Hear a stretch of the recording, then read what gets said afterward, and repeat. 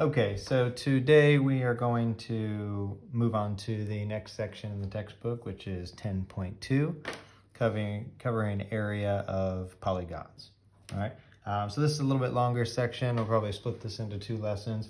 So today we'll just do the first half, and we're going to talk more specifically about regular polygons. Okay, so regular polygons. So remember what regular polygons means.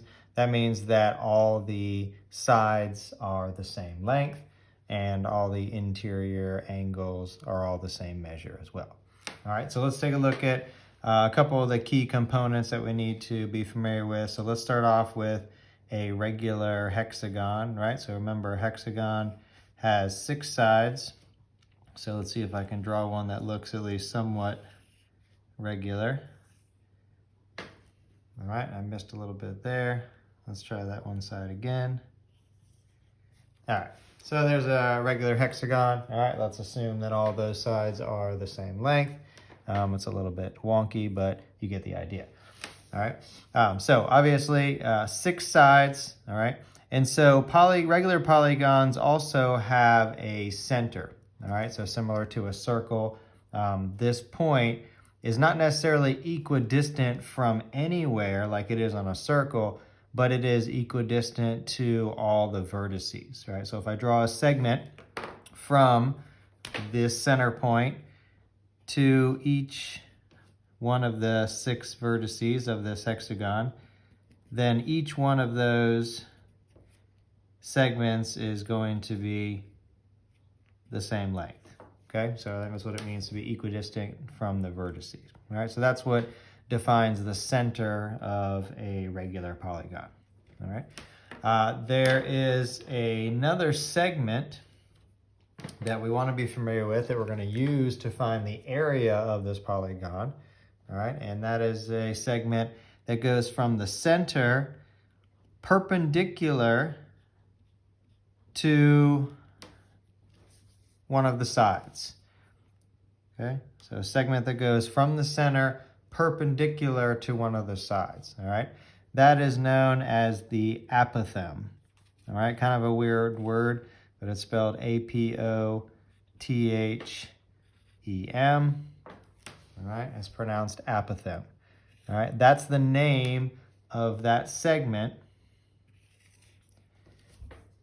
from the center perpendicular to the side of the polygon, all right? So sometimes you're gonna be given that segment, sometimes you're gonna have to solve for it, all right? But we're gonna use that in the equation to find the area of a regular polygon, all right? So the equation for a regular polygon, all right, is going to be 1/2 times the length of the apothem, all right, so that's represented by a lowercase a, all right, times the total perimeter of this polygon, which is represented by capital P. All right, now we should know how to find perimeter at this point. Remember, perimeter is just the distance around or the sum of the length of all the sides of the polygon. All right, so since all the sides of the polygon are congruent, then we really only need to know the length of one of them, and then we just multiply by how many sides, right? So in order to find perimeter of a regular polygon, we are going to take n, which remember represents the number of sides, all right, of the polygon, and we're going to multiply that times the length of one side. Okay, we'll just call that length. All right, so number of sides times the length of one side, and that will be the perimeter. All right, let's change that. Instead of just saying length so you don't confuse you, let's just say n times the side, times one side, okay?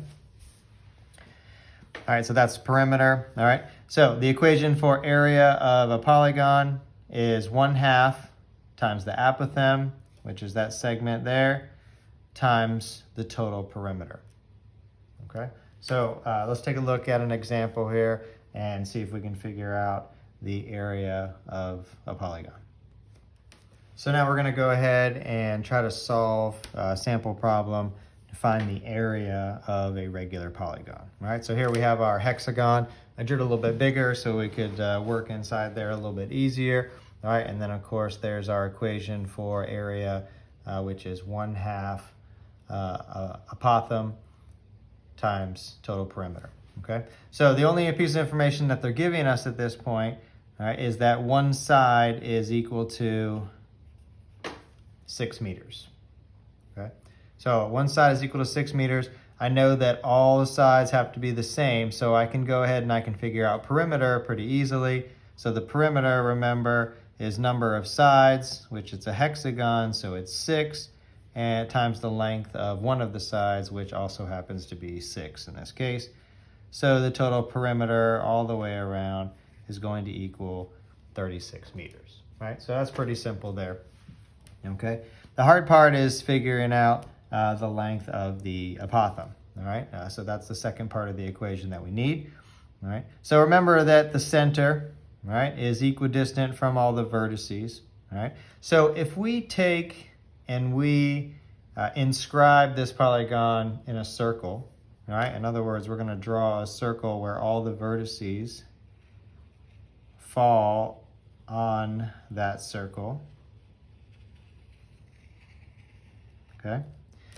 That center will also be the center of that circle. Okay? So since all the vertices are on the circle, that means that each one of those segments will also be equal to the radius of that circle, right? And we know that those are all the same because we know it's equidistant, okay? Now, if I draw those segments to each vertex, all right, there's going to be 6 of them because there's 6 vertices, all right? We also have 6 angles. So just like when we studied circles, all right, we took a look at the interior angles of a circle. We should hopefully now know that they all have to add up to 360. All right, and since all these segments are the same length, all these interior angles must also be the same as well. So just like if we were trying to find the central angles in there, all of them have to add up to equal 360, and there's 6 of them all together. So divide the total divided by the number of angles. So of course, each one of these angles is equal to 60 degrees, okay? All right, so if each one of those is 60 degrees, all right, the apothem, remember, is that segment that's perpendicular from the center to the side of the polygon, all right? So what that's gonna do, that's not only gonna bisect each side of the polygon, it's also going to bisect each one of those central angles, all right? So if this whole thing is 60, then that means that this one is now 30 degrees, okay? And so since this one's 90 and that one's 30, you guessed it, this one has to now be 60. So what kind of triangle do we have here? I'm sure one of your favorites. It's a 30, 60, 90, all right? So of course we know lots about 30, 60, 90s, and we can use that to find the length of those sides, okay? So we know that the length of this side here is 6 meters. And we said that the apothem bisected that. So if this whole thing is 6, then that means that this short leg of our 30, 60, 90 triangle now has to have a length of 3 meters, okay? Now we want the length of this side. So this is the short leg, all right? The apothem represents the long leg, all right? So recall back to your knowledge on 30, 60, 90 triangles, all right? If the short leg is x, then the long leg is x times the square root of 3. So since in this case x is 3, the length of that is going to be equal to 3 times the square root of 3, okay? And that will be the length of our apothem, okay? Now we have the length of our apothem, we have our perimeter, and now we can solve for the area of this hexagon. All right, so let's go back to our area formula. So A equals 1/2 times the apothem, which we just discovered was 3 square roots of 3, times the total perimeter, which we calculated earlier as 36. Okay, so let's go ahead and multiply this together. So let's start off with the easy one. So half of 36 is going to be 18. All right, so we can combine those two. So we can say 18 times 3 square roots of 3. Okay, and then since 18 and 3 are outside the radical, we can multiply those two together. All right, so that 18 times 3 is going to give us 54. So we end up with 54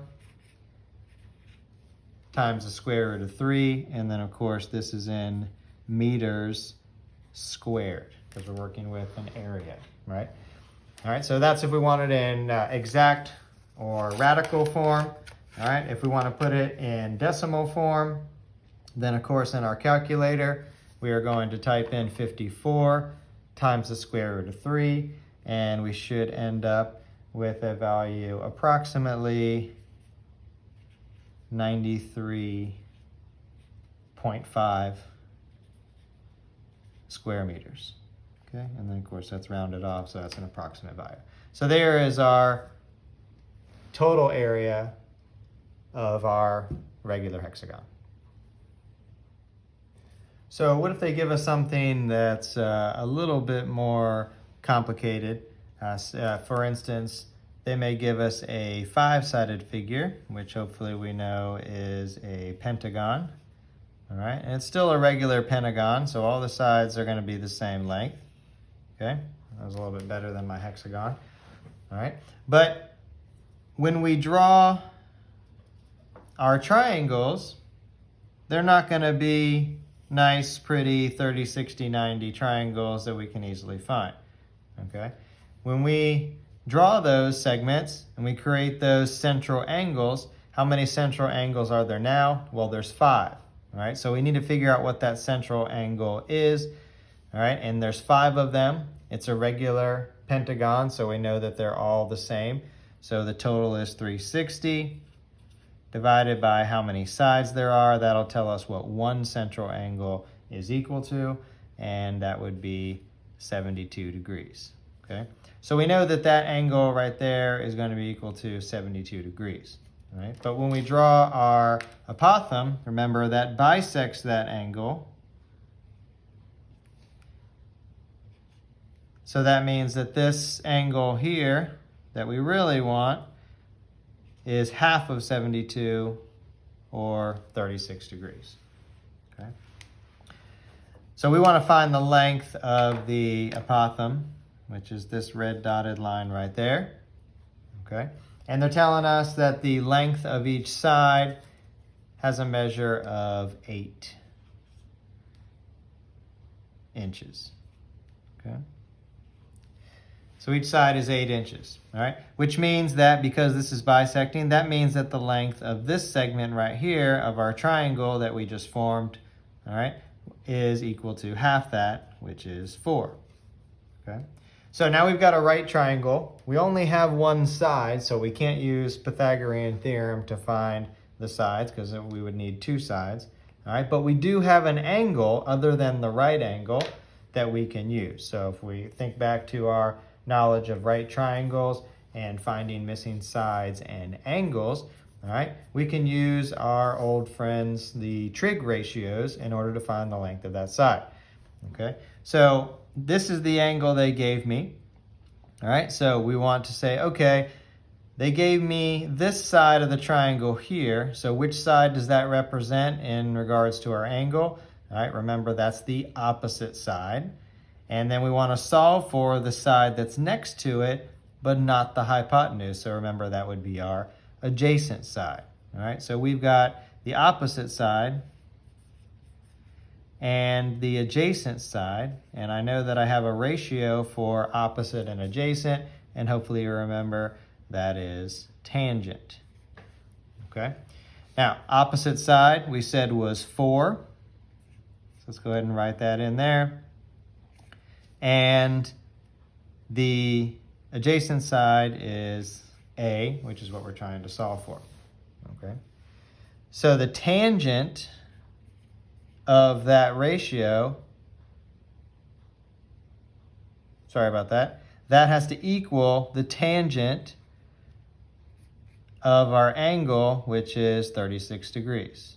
All right, so the tangent of 36 has to equal the opposite side over the adjacent side. Now I need to solve for A. All right, so remember, when the variable is on the bottom, you can simply just switch these two. All right, so that means that A is now by itself, and I've got 4 over the tangent of 36 degrees. Okay, so that's which ended up there. So now I need to go ahead and calculate that.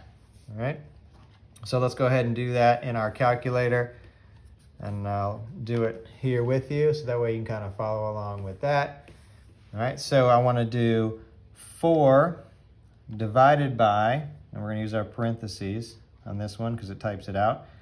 All right, the tangent, so we're going to hit our tangent key, 36, close parentheses. All right, and then we're going to hit equals, and that's going to give us an approximate value of 5.5, and that would be the length of our apothem. Now remember, we don't want to round off because we still have some multiplication to do here in order to find the area, because that's the whole purpose of this, is we need to find the area. All right, so we need the apothem, which we just found, okay, and then we need the perimeter, all right, which we need to find using the length of one side. So length of one side is 8, okay, so perimeter is length of one side times the number of sides, so there's 5 sides, times the length of one side, so our perimeter is 40 inches. Okay, so in order to find the area, we're going to do 1/2 times our apothem, which we just calculated was approximately 5.5, okay? But we don't want to round that off, so I'm going to go ahead and write it in here as 4 over the tangent of 36. Because we want to use that exact number that's in the calculator without rounding it off, and then we'll round it off at the end. And then we're going to multiply that times our perimeter, which is 40. All right, so in your calculator, if you write it out like this, you're going to do this part first. That'll give you that answer. Then all you have to do is multiply it times 40, and then multiply it by 1/2 or divide by 2. So in your calculator, leave that in there, don't round it, and now hit times 40 divided by 2 equals. And then that will give you your most accurate answer, which will be approximately, now we can round it off, 110.1 square inches. And that would be the area of that polygon. Okay, so we'll stop there for today. Both those examples that I showed you were the exact ones from the PowerPoint notes. So if you want to go in there and take a look at those in more detail, they're under section 10.2. All right, tomorrow we will do a quick worksheet with some practice problems on finding the area of regular polygons, and then I'll go over the solutions for that towards the end of the week. Don't forget about your daily bell work and keep up on Khan Academy. If you have any questions, feel free to message me or shoot me a quick email, and I will get back to you fairly quickly. All right, hope everything's going well, and have a great day.